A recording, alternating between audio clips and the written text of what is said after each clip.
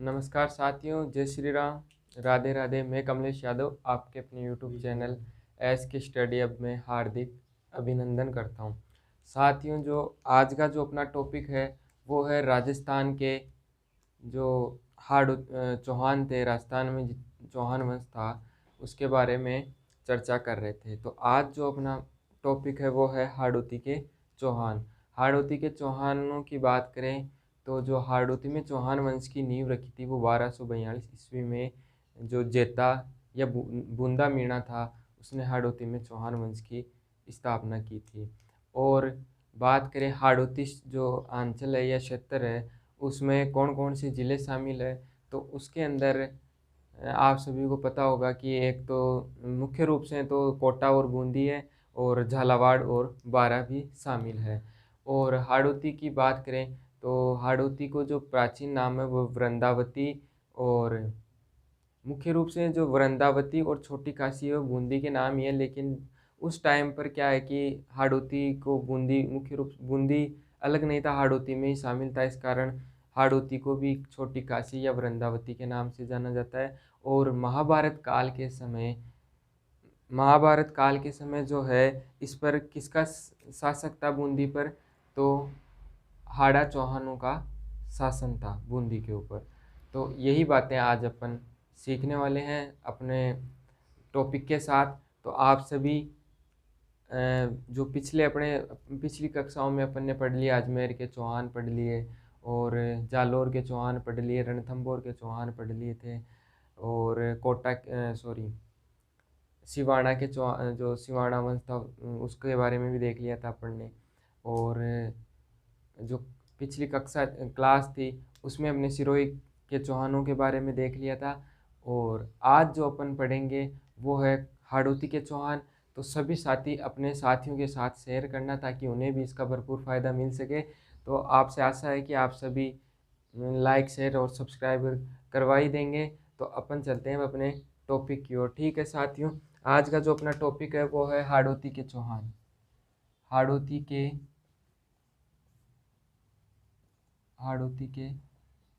चौहान। ठीक है साथियों, हाड़ौती के चौहानों के बारे में अपन देखेंगे। एक बार देख लेना ऊपर नीचे है या नहीं। हाड़ौती के चौहान। हाड़ौती के चौहान के बाद हाड़ौती के बात करें तो हाड़ौती में कौन कौन से ज़िले शामिल हैं।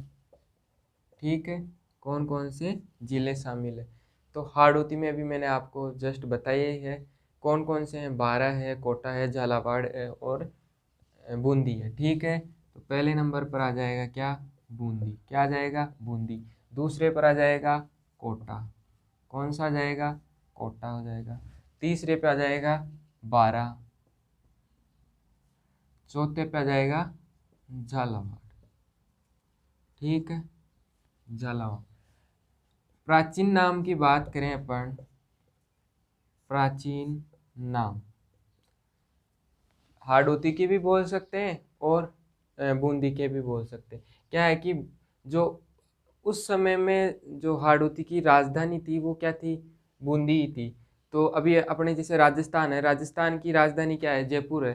तो राजस्थान के बारे में जो भी बात की जाती है वो जयपुर पर लागू होती है। इसी प्रकार क्या है कि जो हाड़ौती का नाम था, लेकिन राजधानी किसकी हो गई, वो बूंदी। हाड़ौती की राजधानी क्या हो गई थी, बूंदी। ठीक है, तो अब बूंदी का ही जो नाम था वो था एक तो वृंदावती। क्या था, वृंदावती। क्या था, वृंदावती। दूसरा नाम था वो था छोटी काशी। क्या था, छोटी काशी। ठीक है, काशी एक तो बिहार वाला है, और एक जो अपने छोटी काशी है, इसको किसके नाम, बूंदी को कहा जाता है। और राजस्थान में जो सर्वाधिक गन्ना होता है वो बूंदी में ही होता है।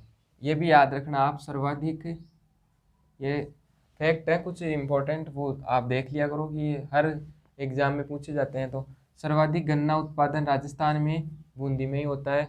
कोटा को आप सभी को औद्योगिक नगरी, शैक्षणिक नगरी के नाम से जाना जाता है। और बारां को विशेष कोई वो इतना नहीं है। झालावाड़ की बात करें तो इसको, झालावाड़ को क्या कहते हैं, एक तो संतरों का शहर, संतरों का, सर्वाधिक संतरे यहीं उत्पादित होते हैं। क्या होते हैं? और जो अपनी वसुंधरा राज्य जो भूतपूर्व मुख्यमंत्री थी राजस्थान की, वो उनका जो विधानसभा क्षेत्र है वो झालरापाटन झालावाड़ से ही है वो भी। और यहाँ पे झालावाड़ की बात करें तो झालरापाटन झालावाड़ जो है वो घंटियों का शहर भी कहलाता है, और इसको राजस्थान का नागपुर भी कहा जाता है। क्या कहा जाता है? राजस्थान का नागपुर। किसे कहा जाता है? झालावाड़ को कहा जाता है राजस्थान का नागपुर। और वो नागपुर कहने का कारण, ये जो सर्वाधिक संतरे का उत्पादन होता है यही कारण है। ठीक है, ये आपको विशेष बता दिया। अब बात करते हैं अपन कि जो अपने महाभारत काल के समय जो हाड़ौती की राजधानी थी, हाड़ौती की जो राजधानी थी वो क्या थी? बूंदी थी। क्या थी? बूंदी। ठीक है साथियों,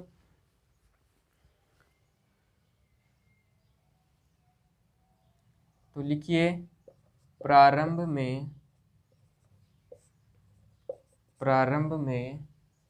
हाड़ौती की प्रारंभ में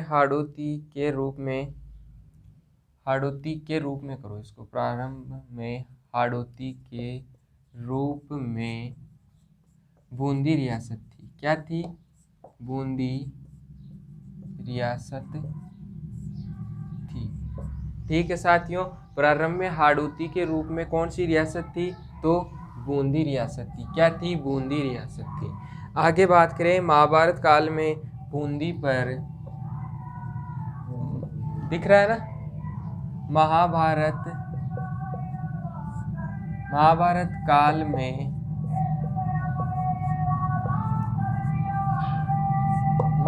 काल में बूंदी पर मीणा जाति का शासन था। किसका शासन था? मीणा जाति। कई बार पूछा गया है महाभारत काल में बूंदी पर किस शाखा का शासन था? तो मीणा जो जाति थी उसका शासन था। ठीक है साथियों, आगे बात करें अपन तो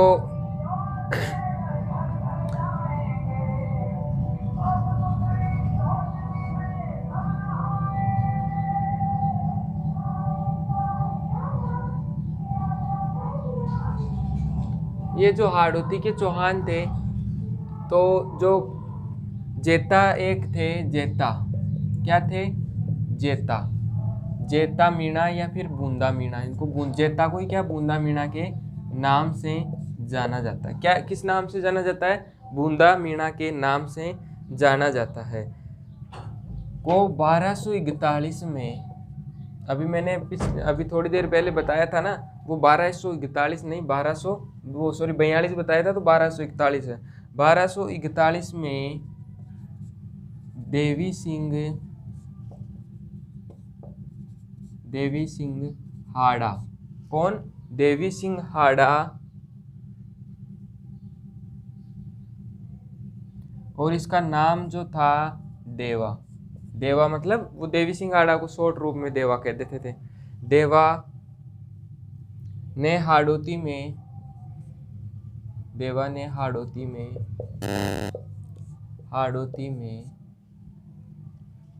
चौहान वंश की नींव रखी। किसकी नींव रखी?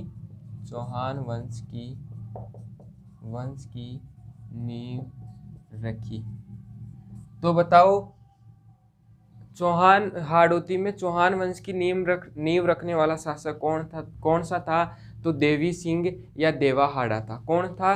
देवी सिंह या देवा हाड़ा था, और इसी ने हाड़ौती में चौहान वंश की नींव रखी। कौन से शासक को पराजित करके रखी?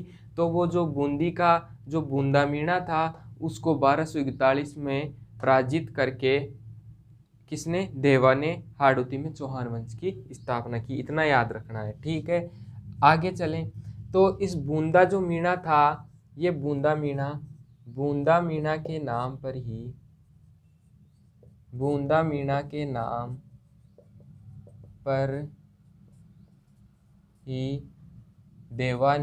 देवा मतलब देवी सिंह हाड़ा, देवा ने बूंदी का नाम, नहीं दिख रहा, चलो एक बार रुको, बोल तो रहा हूँ ना, कुछ भी नहीं दिख रहा क्या? यहाँ यहाँ नहीं दिख रहा मतलब, चलो नीचे यहाँ दिख जाएगा, एक बार देगा। देवा नहीं दिख रहा, मिटा ही देते हैं। ठीक है, एक बार इसका स्क्रीनशॉट ले लो आप जल्दी से। अब आगे चलते हैं अपन।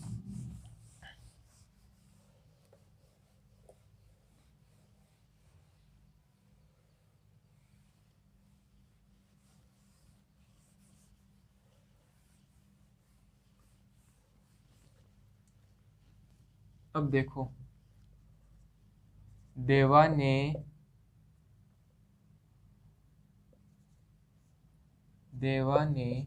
बूंदा मीणा के नाम पर, बूंदा मीणा के नाम पर बूंदी का नाम बूंदी रखा। क्या रखा? बूंदा मीणा के नाम पर ही। देखो पहले कैसे आदमी थे, शत्रु था, फिर भी उसी के नाम पर बूंदी का जो नाम था वो बूंदी रख दिया। किसके नाम पे? बूंदा मीणा के। क्वेश्चन आ जाए कि बूंदी का नाम किसके नाम पर रखा गया, तो बूंदा मीणा के नाम पर रखा गया। अगर ऑप्शन में बूंदा मीणा नहीं हो तो क्या करना है? जेता, क्योंकि बूंदा मीणा का जो नाम था वो जेता था। ठीक है साथियों, आगे बात करें अपन, तो वो है जो ये बूंदा मीणा, अब सॉरी, हाँ ये देवा मीणा था।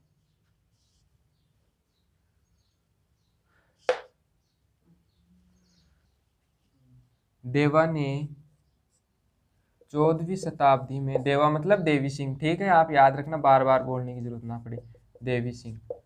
14वीं शताब्दी में बूंदी का जो किला है, बूंदी के किले का निर्माण करवाया। कोई बात नहीं, थोड़ा बहुत चलेगा, ब्लर हो रहा था। देवा ने 14वीं शताब्दी थी ना, उसमें बूंदी के किले का निर्माण करवाया। और जो बूंदी का किला है, इसे तिलस्मी किला, तिलस्मी किले के नाम से भी जाना जाता है। ठीक है साथियों, और बात करें तो जो निर्माण तो किसने करवाया था बूंदी के किले का? देवा सिंह या देवी सिंह ने। और जो इसका संपन्न करवाया था, इसका जो कार्य है, निर्माण कार्य जो संपन्न करवाया था, उनका नाम था बरसिंह हाड़ा। बरसिंह हाड़ा कई बार एग्जाम में पूछा गया है कि बूंदी के किले का जो निर्माण था वो संपन्न किसने करवाया, तो वो बरसिंह हाड़ा ने करवाया। किसने करवाया था? बरसिंह हाड़ा। और निर्माण किसने करवाया, केवल ये पूछ ले तो आपको वहाँ करना है क्या? देवी सिंह हाड़ा। ठीक है साथियों, आगे चलते हैं। इस दुर्ग में जो ये किसकी बात कर रहा हूँ? बूंदी के किले की। इस दुर्ग में गर्भ गुंजन तोप रखी हुई है, तोप रखी। और एक जो तोप और है वो है हल्ला बोल। दो तोपें रखी हुई है, हल्ला बोल तोप भी है इसी में रखी हुई है। हल्ला बोल तोप भी यहीं रखी हुई है। ठीक है, ले लो स्क्रीनशॉट, नीचे फिर नहीं दिखेगा अभी। फिर आगे चलते हैं अपन।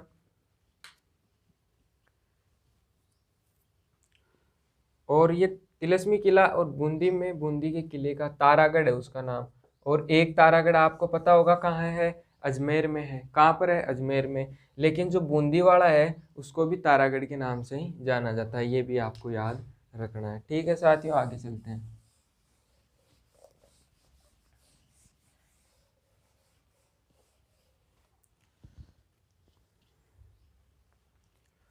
एक इतिहासकार है रूडयार्ड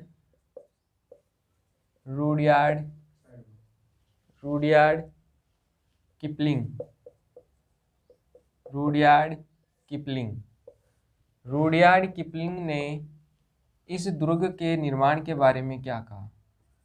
इस दुर्ग का निर्माण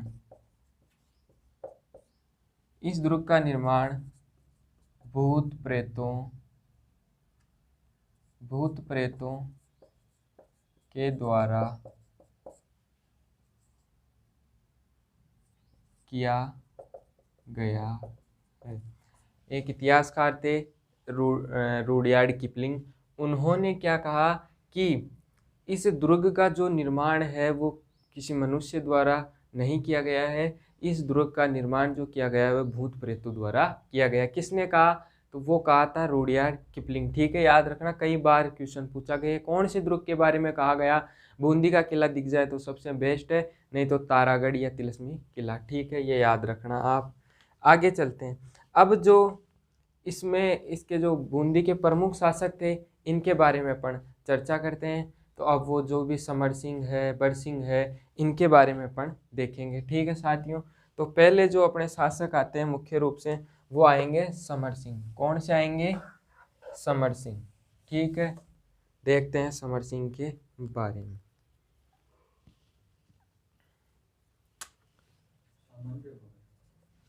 दिख ही नहीं रहा है क्या आज? बिल्कुल इधर लिख लूं फिर दिखा देगा। समर सिंह दिख रहा अब? समर सिंह, ठीक है। समर सिंह क्या था? ये देवा का पुत्र था। देवा या देवी सिंह जो हाड़ा था उसका पुत्र कौन है? समर सिंह। याद रखना, पुत्र कौन है? समर सिंह है। इसमें साइड डाल दो। फिर आता है जेत्र सिंह। ये बस इतना ही याद रखना है कि ये किसका पुत्र था? तो ये था समर सिंह, देवा का पुत्र था। अब जो आते हैं वो आते हैं अपने जेत्र सिंह। जेत्र सिंह के बारे में क्या फैक्ट है? एक तो यही हो जाएगा कि ये समर सिंह का पुत्र था। किसका पुत्र था? समर सिंह का पुत्र था। ठीक है साथियों, अब जेत्र सिंह में बात करें अपन तो ये है कि 1274 ईस्वी में कोटिया नामक भील था। 1274 में इन्होंने बहुत अच्छा काम किया था। 1274 में कोटिया नामक भील को पराजित कर कोटा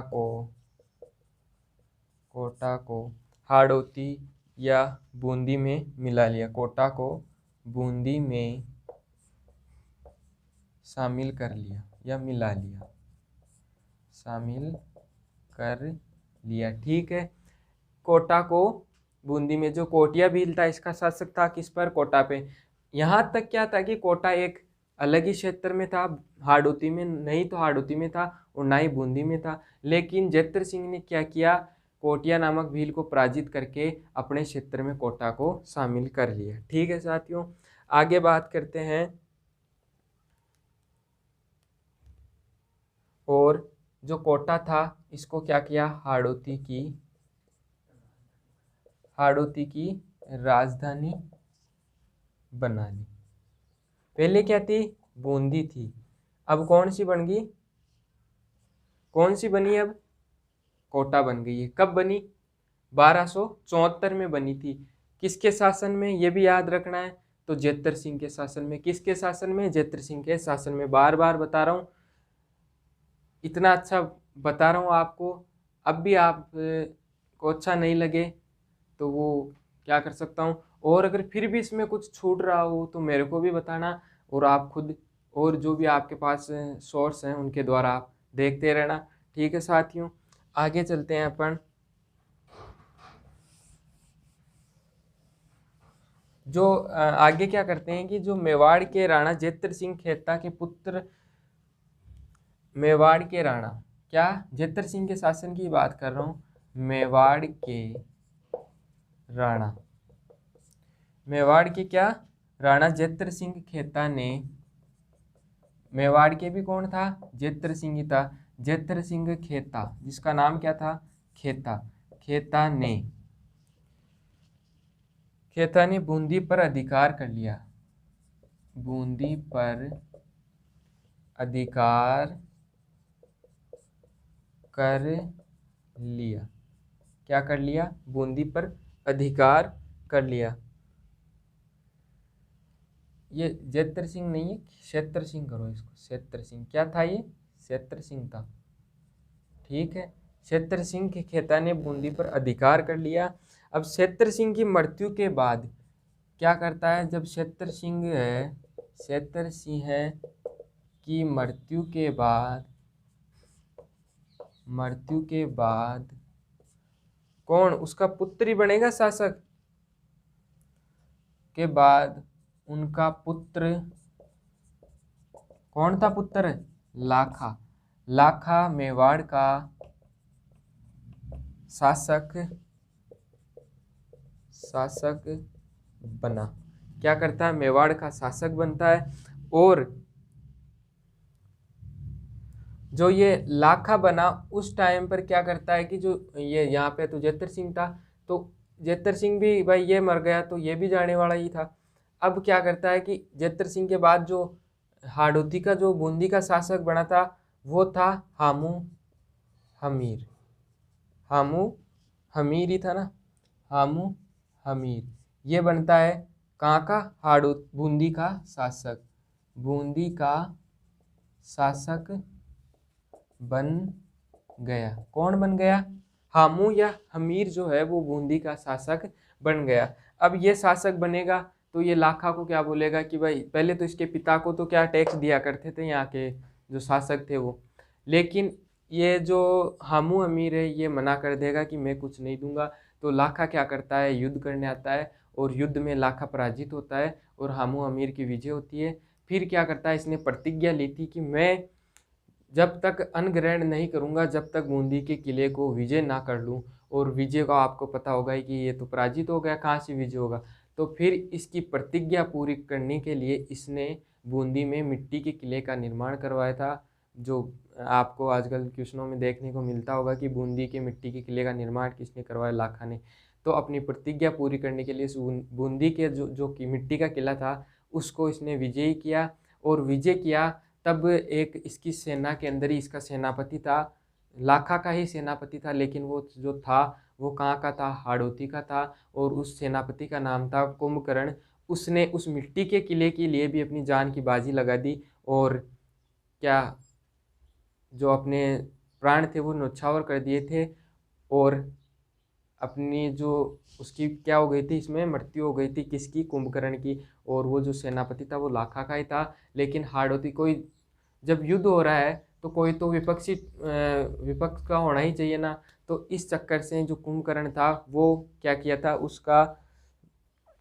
उस युद्ध में भाग लिया था और उसकी क्या लाखा की जो सैनिक हैं वो उसको हरा दिए थे। और ऐसे करके अपनी प्रतिज्ञा पूरी की थी। किसने? महाराणा लाखा ने। ये छोटी सी कहानी थी आपको बताने के लिए। आगे चलते हैं अपन। लिखवाने की जरूरत है क्या? ये लाखा पराजित हुआ और वो बता ही दिया मैंने। क्या जरूरत है बताओ? नहीं लिखवाऊं? लिख ही लो। लिखो आप तीसरे नंबर पे हामू हमीर लिख लो। हामू हमीर, ठीक है। अब देखते हैं अपन हामू हमीर के बारे में।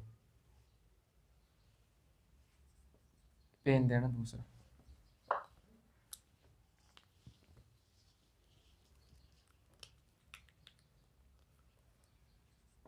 इसने मेवाड़ के आधिपत्य को अस्वीकार किया। क्या किया इसने? बता ही दिया था मैंने कि इसने मेवाड़ के जो आधिपत्य था उसको अस्वीकार किया। इस कारण लाखा ने बूंदी पर आक्रमण किया। बूंदी पर आक्रमण किया। बूंदी पर आक्रमण करने के बाद क्या होगा? इस आक्रमण में अभी बताया था मैंने, इस आक्रमण में लाखा पराजित हुआ। पराजित ये हो गया तो विजय कौन हो जाएगा? हामू अमीर हो गया, ठीक है। फिर लाखा ने अपनी प्रतिज्ञा पूरी करने के लिए, प्रतिज्ञा क्या, अंजल त्याग दिया कि भाई मुझे तो इसको बूंदी के किले को विजयी करना ही करना है। प्रतिज्ञा पूरी करने के लिए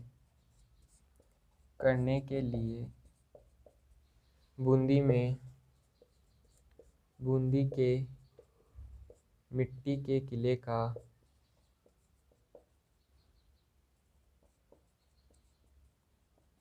निर्माण करवाया।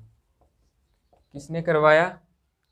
लाखा ने करवाया, प्रतिज्ञा पूरी करने के लिए। ठीक है, आगे चलते हैं अपन।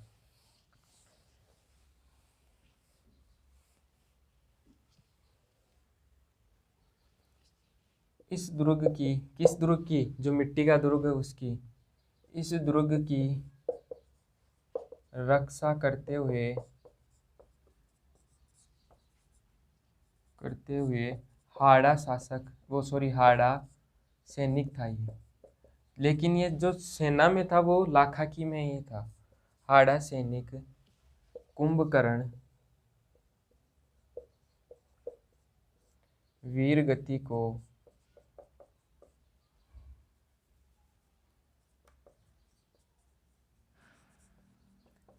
को प्राप्त हुआ। कौन हुआ? हाड़ा शासक कुंभकर्ण। ये याद रखना है आपको, ठीक है। इतना याद कर लिया। अब जो अगला शासक आता है वो आता है नारायण हाड़ा या नारायण दास। कौन आएगा अब? नारायण दास आएगा। नारायण दास कौन सा शासक आया है? नारायण दास। नारायण दास का कोई इतना बड़ा रोल नहीं था, इसने केवल खानवा के युद्ध में राणा सांगा का साथ दिया था। तो लिखिए 1527 में खानवा के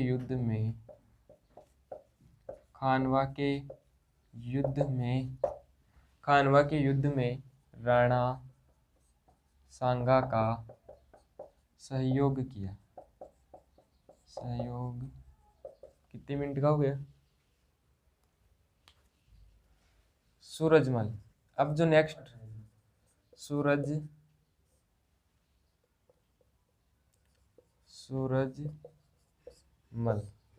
सूरजमल ने क्या किया? इसकी एक बहन थी, कौन? कर्मावती।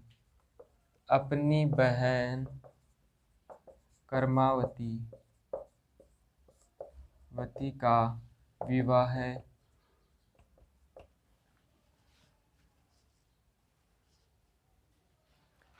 अपनी बहन कर्मावती, कौन? कर्मावती का विवाह राणा सांगा से किया। किसने? तो कर्मावती का जो किया था वो सूरजमल ने ही किया था। और राणा सांगा का जो बड़ा पुत्र था, राणा सांगा के बड़े पुत्र, कौन सा था बड़ा पुत्र बताओ? रतन सिंह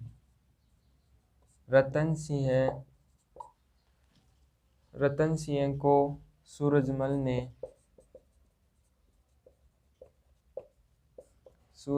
ने अहेरिया उत्सव, ये कबड्डी की तरह का ही खेल होता है, ठीक है। उत्सव जिसे क्या बोलते हैं? मल्ल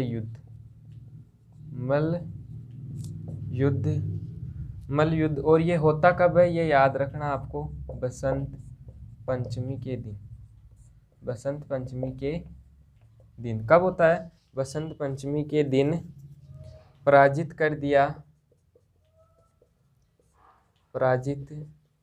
कर दिया और रतन सिंह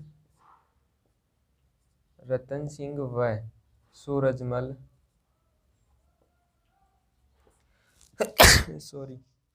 सूरजमल दोनों ही इस युद्ध में मारे जाते हैं। दोनों ही मारे जाते हैं इस युद्ध में, ठीक है, ये याद रखना। आ गई बात समझ में? इतनी आपको अब आगे आएगा जो अपना नेक्स्ट शासक है वो है सुरजन सिंह हाड़ा। कौन है? सुरजन सिंह हाड़ा।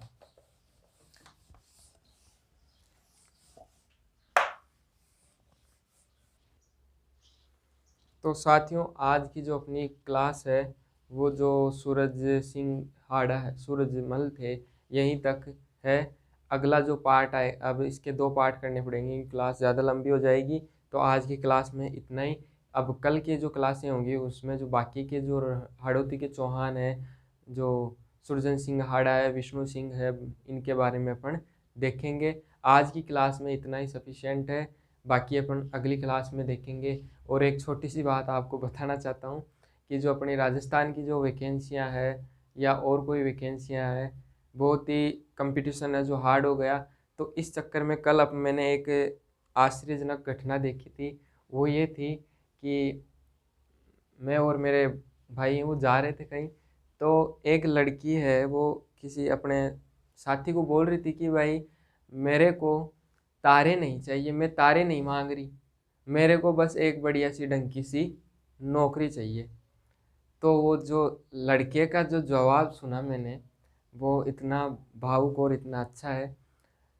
वो लड़का बोलता है कि मेरी माँ तू तारे ही मांग ले पर ये नौकरी मत मांग। क्या कि तारे मांग ले लेकिन नौकरी मत मांग। तो ये बात है कि भाई नौकरी लगना बहुत हार्ड हो गया। वो लड़का उसको तारों के लिए बोल दिया लेकिन नौकरी के लिए उसने हाँ नहीं भरी। तो साथियों मेहनत ज़ोरों से करनी पड़ेगी। अपने से ज़्यादा और भी कोई मेहनत कर रहा है तो लगे रहो, ढंग से जितना हो सके उतना पढ़ो। मैं इतना ही कहना चाहूँगा। धन्यवाद। जय हिंद साथियों। Thank you.